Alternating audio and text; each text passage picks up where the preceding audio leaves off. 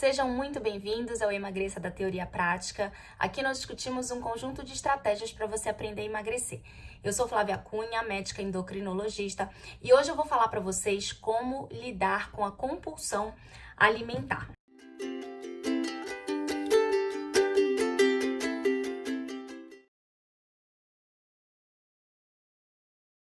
Então, vamos começar falando sobre o que é a compulsão alimentar, né? Então, imagina uma pessoa que sente uma necessidade muito grande de comer uma grande quantidade de comida. Então, isso acontece de que forma?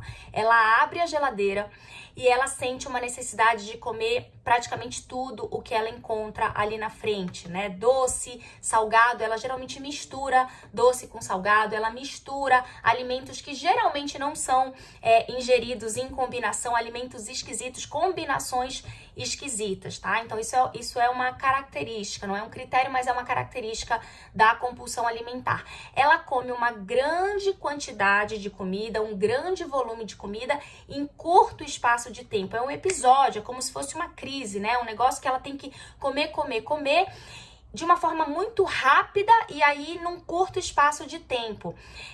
Ela sente geralmente muita culpa, ela sente perda de controle, né? Então é aquela coisa que ela realmente não consegue parar de comer. Não é aquele negócio, para de comer, né? Diminui, come devagar.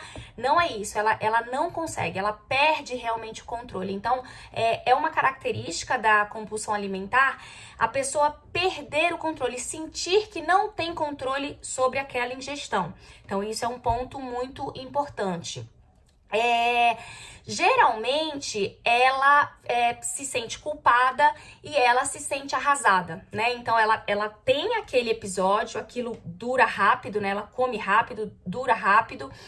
Ela se sente muito cheia, ela se sente empachada e aí vem um forte sentimento de culpa, né? De que, eu não sirvo pra nada, eu tenho vergonha de mim mesma.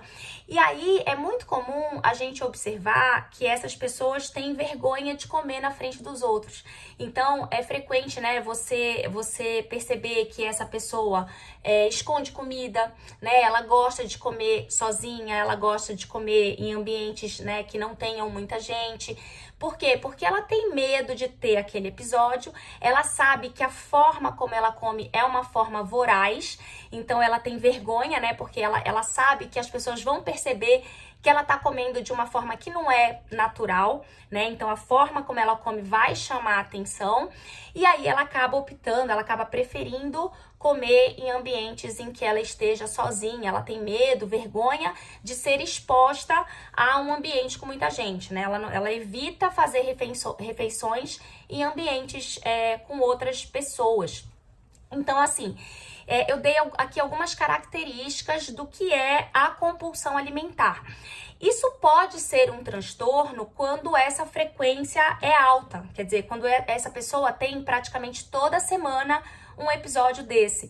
Então, assim, de repente, né, você já pode ter tido um episódio desse. Eu já tive um episódio de compulsão alimentar, eu já tive duas vezes, eu já tive um episódio de compulsão alimentar, mas eu não tenho um transtorno de compulsão alimentar, né? Então, isso não acontece toda semana comigo. Quando isso acontece de forma frequente, a gente chama de transtorno de compulsão alimentar. E quando isso ocorre, essa pessoa geralmente vai engordar, essa pessoa geralmente vai ganhar peso. Então, esses transtornos, eles são frequentes entre indivíduos obesos. Em especial entre pessoas que vão fazer cirurgia bariátrica, porque eles têm, né, uma grande obesidade, eles têm uma obesidade mais importante, uma obesidade mais grave. Então, é uma coisa para a gente atentar. Às vezes, a compulsão alimentar ela está presente, mas se a gente, né, não perceber, não conversar com o paciente, isso pode passar batido, porque às vezes o paciente, a pessoa não tem a percepção de que aquilo é um transtorno, né? E aí ela acaba ou às vezes ela tem vergonha de comentar, então ela acaba não falando com o médico que ele assiste, não falando pro nutricionista, enfim, e acaba não procurando ajuda, né? Muito bem. Por que acontece, né? Então, em que situações geralmente a compulsão alimentar acontece? geralmente tem um gatilho emocional, né? Então tem uma situação em que a pessoa se encontra estressada, se encontra chateada, se encontra desvalorizada. É muito frequente, né? Quando você tem, por exemplo, um desentendimento no trabalho ou em casa, né? O teu chefe não te valorizou, te encheu de trabalho. Então, geralmente tem uma associação com um gatilho, né? E esse gatilho é alguma coisa no seu ambiente que estressou você, que te chateou. E aí isso gera, né, os episódios de compulsão alimentar. É muito comum também ter associação com vazio emocional, né? Então, isso às vezes é uma coisa que vem lá da infância. Então, por isso que eu digo que não é tão fácil diagnosticar. Às vezes é uma coisa que vem lá da infância, uma relação com os pais, a falta dos pais, né? Às vezes não porque realmente não estão mais aqui, porque faleceram, às vezes não é isso, né? Às vezes são pais presentes fisicamente, mas não são pais presentes emocionalmente, né? Então, às vezes você tá distante, mora longe dos pais, ou então, né, durante a infância os pais trabalhavam muito e aí, né, ficava longe ali e sentia aquele vazio. Isso é só um exemplo.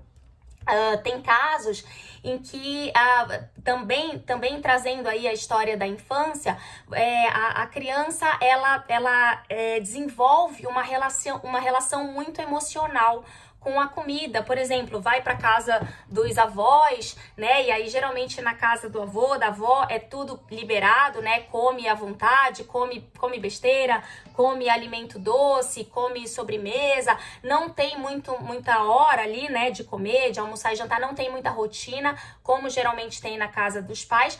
E aí o que acontece? Desenvolve aquela emoção para comida, né? Ele cria uma lembrança positiva, gostosa daquele tipo de comida, porque tá ali com o avô, com a avó, ou até porque os pais não estão presentes, então sente o vazio, né, da presença dos pais num momento em que a comida supre aquele vazio. Então veja que a compulsão, ela não surge do nada, né? O transtorno de compulsão alimentar, ele não surge do nada. Geralmente ele tem, né, alguma associação, alguma coisa que às vezes é na infância, às vezes é na adolescência, mas é importante a gente ter essa percepção de que às vezes foi uma coisa que aconteceu lá atrás e que está se manifestando agora, tá?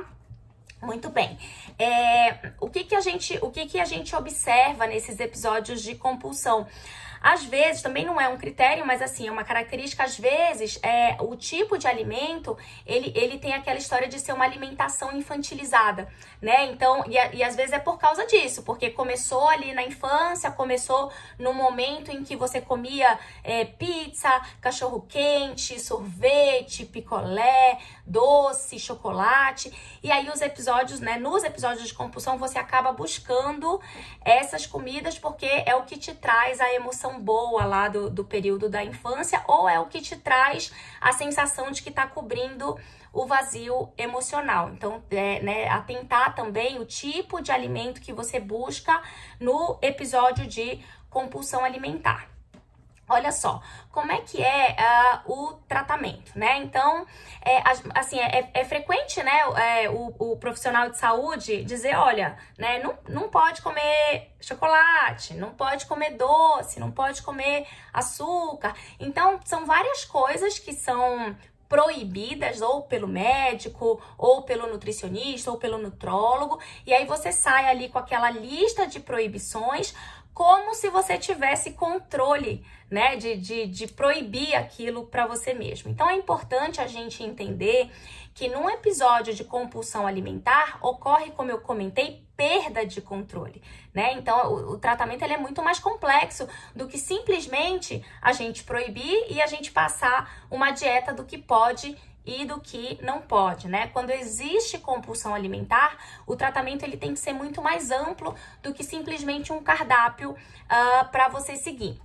Então, assim, primeira coisa é que, né, esse negócio de pode e não pode não vai funcionar. O que vai acabar acontecendo? A pessoa vai comer escondido, né? Então ela sabe que não pode, então às vezes ela começa a comer escondido porque na cabeça dela ela entendeu que aquilo não pode. E aí a gente sabe que tudo que a gente faz escondido acaba sendo mais gostoso, né? Então isso também gera, né, uma situação pior ainda, porque aí parece que dá mais prazer, só que depois vem a culpa, né? É bem característica essa culpa que acontece depois de um episódio compulsivo, né? Então gera uma sensação de culpa e aí a pessoa se detona ainda mais, se sente pior e aí vai virando, né, uma bola de neve, porque ela não consegue sair daquela prisão. É que nem aquele running, né, dos ratinhos que ficam ali rodando, não saem do lugar, porque vai virando uma situação que ela não consegue tomar controle. Muito bem. Então, a partir daí é importante, né, reconhecer que precisa de ajuda. É importante reconhecer que é uma doença, que é um transtorno e que precisa ser tratado de uma forma mais ampla, tá? Então, acho que essa é a primeira percepção que a pessoa precisa ter. Bom, a gente sempre fala, né? Eu falo muito sobre, por exemplo, jejum intermitente aqui nos meus canais. A gente, né, ouve muito, assim, excelentes estratégias de jejum intermitente e resultados muito bons. Mas talvez para esse perfil de paciente o jejum possa não ajudar. Não é que ele é proibido, mas talvez ele não seja a melhor estratégia, porque o que acontece é que essas pessoas que sofrem de compulsão alimentar, quando elas ficam longos períodos sem comer, elas podem sentir, né, a fome que vem pode desencadear um episódio de compulsão. Então elas podem sentir mais compulsão por esse período longo sem comida. Então precisa avaliar, né, se vai ser uma estratégia boa. Talvez não seja a melhor estratégia para esse perfil de paciente. Outra coisa, quando a gente priva, né, uma pessoa de uma alimentação, ela começa a ter uma necessidade física e psicológica daquele alimento. Então, aquela coisa assim, você não pode comer chocolate. A pessoa só começa a pensar em chocolate, né? O chocolate não sai da cabeça dela. Então, é uma necessidade física, mas também uma necessidade psicológica. Então, às vezes, esse negócio de privar, de proibir, também não funcione muito aqui, tá? Então, também talvez não seja a melhor estratégia, porque o que vai acontecer? Em algum momento, ela vai se sentir, né? Ela vai sentir a necessidade de quebrar a dieta e aí ela não vai ter força para lutar contra aquilo. É uma vontade muito forte, muito intensa e ela vai acabar cedendo.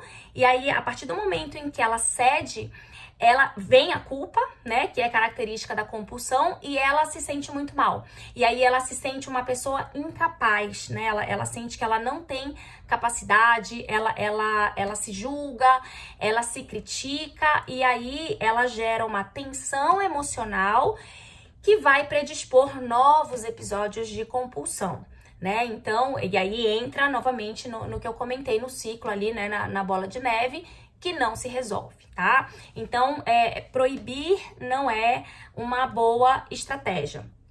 Bom, porém, liberar tudo, né? Comer de tudo, pode comer de tudo um pouquinho. Talvez também não funcione, né? Então, pode comer de tudo um pouquinho. Às vezes a pessoa não entende muito isso, né? Então, é difícil para uma pessoa entender, pode comer de tudo um pouco, né? Pra gente que trabalha com isso é óbvio, isso é fácil. Mas na prática isso não funciona muito bem. O que a gente tem que lembrar é que geralmente a pessoa que tem episódios frequentes de compulsão alimentar, ela, né, pelo excesso de ingestão, pelo excesso de volume, ela está acima do peso. E o fato de estar acima do peso, né, estar com sobrepeso, com obesidade, ela acaba desenvolvendo uma resistência insulínica, né? Então, lembram? Resistência insulínica, a insulina dela tá muito alta, o pâncreas está produzindo muita insulina para tentar jogar a glicose para dentro dos tecidos. Só que em algum momento essa resistência insulínica começa a falhar, começa a não dar conta de trabalhar esse excesso de glicose. De onde vem esse excesso de glicose? Do excesso de alimento, né? Do excesso do volume que ela coloca para dentro durante os episódios de compulsão alimentar, principalmente se esses episódios são frequentes. Então, o que que acontece? Ela tendo resistência insulínica, ela tem ação da insulina o tempo inteiro no organismo dela, e essa ação da insulina o tempo inteiro no nosso organismo se reflete como fome. Então, ela sente fome, né? Ela sente fome toda hora. E o fato de ter fome é o gatilho para a compulsão alimentar. Pode ser um gatilho para a compulsão alimentar. Então, uma estratégia interessante, uma estratégia que pode ser interessante, não é a única também, mas uma estratégia que pode ser interessante para o tratamento de compulsão alimentar, uma estratégia dietética, tá? Porque também não é só a dieta que vai resolver, mas uma estratégia dietética interessante pode ser a dieta low carb, né? Então, você começar devagar, claro que não é colocar o indivíduo também numa dieta cetogênica, isso também acho que não vai funcionar, mas você começar a instituir uma dieta com redução de carboidrato, aumento de proteína, aumento de fibra, talvez você comece a equilibrar essa resistência insulínica. No início não é fácil, né? Nos primeiros dias, o paciente sente a necessidade, né? Quer comer mais carboidrato porque o organismo dele já está adaptado, já está equilibrado com aquela alta carga de carboidrato, alta carga de caloria.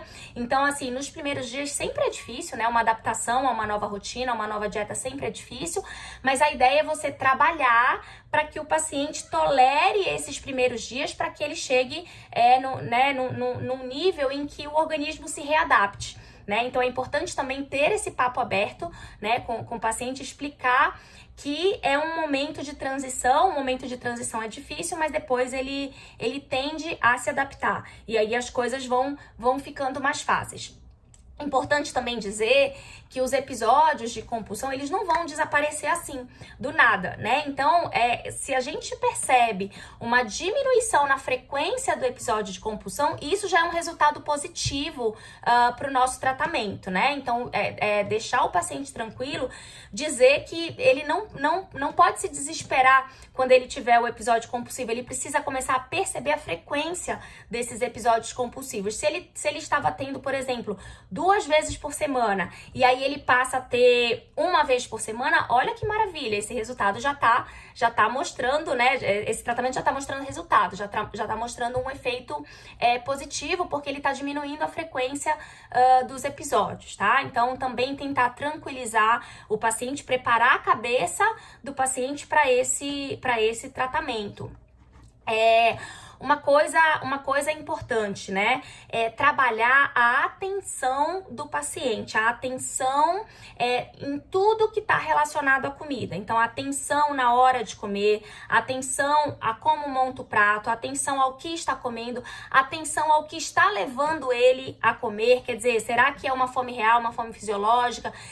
E até tentar ter atenção antes do episódio compulsivo. A gente, como eu comentei, né, existe uma perda de controle, mas é importante que o paciente, né, que a pessoa tente ter a percepção do que levou ao episódio compulsivo, mesmo que ele faça essa análise depois, né, depois da crise, né, depois do episódio, mesmo que ele não consiga fazer aquela reflexão no momento ou minutos antes, mas que ele faça isso depois, e ele comece a detectar as situações que levaram ele àquele episódio compulsivo, né? Então, geralmente, como eu comentei, geralmente tem uma questão emocional associada, e é importante a gente tentar detectar isso, até para você se blindar, né? E aí, se é uma questão, por exemplo, no trabalho, né? Aí você fala assim pra mim, Flávia, mas eu não posso pedir demissão, meu chefe me cobra toda hora, eu não tenho como mudar isso, não tá nas minhas mãos. Realmente não tá nas suas mãos, mas está nas suas mãos a forma como você recebe essa cobrança, né? A forma como você recebe, como você enxerga e como você lida com essa situação. Então, é isso que tem que ser trabalhado, tá? Então, assim, tentar mapear e prestar atenção nas situações que estão gerando aquela situação. Quando a gente se coloca a prestar atenção, a gente desenvolve o nosso poder de resolução, né? Então, a gente trabalha uma região do cérebro que é a região que nos dá controle. Então, imagina, né? Imagina que eu te falo que só o fato de você começar a prestar atenção aumenta a chance de você começar a ter controle sobre os seus episódios compulsivos. E isso é muito, muito bom, isso é muito forte, isso é muito poderoso. Então, é uma coisa que você precisa começar a trabalhar, precisa começar a desenvolver, tá? Bom, então assim, né, tentar identificar essas situações. Como eu comentei, geralmente o gatilho é alguma coisa que gera uma emoção negativa. O que é uma emoção negativa? Ansiedade, depressão, medo, insegurança, isso tudo é emoção negativa. Então, tente identificar a situação que ele colocou ali numa emoção negativa. Tem gente que é tão ansioso que fica numa sensação de angústia com coisas simples da vida. Por exemplo, né, pedir um lanche né, assim, se comunicar com o moço da lanchonete, né, se comunicar com o guarda de trânsito. Às vezes, né, é uma coisa aparentemente simples, mas que é um desafio para a pessoa. E aí, quer dizer, pequenas coisas do dia a dia estão gerando um estresse muito grande, um estresse às vezes desnecessário na pessoa. A primeira coisa é atentar para isso. Então, né, se perguntar, olha, situações cotidianas estão me gerando um estresse que não era para gerar, então eu preciso de ajuda, né? Aí você começa a perceber as situações que são o gatilho para sua compulsão. Às vezes é coisa boba, às vezes é coisa simples do cotidiano, às vezes é coisa mais séria, né? Às vezes é coisa no trabalho, às vezes é coisa familiar.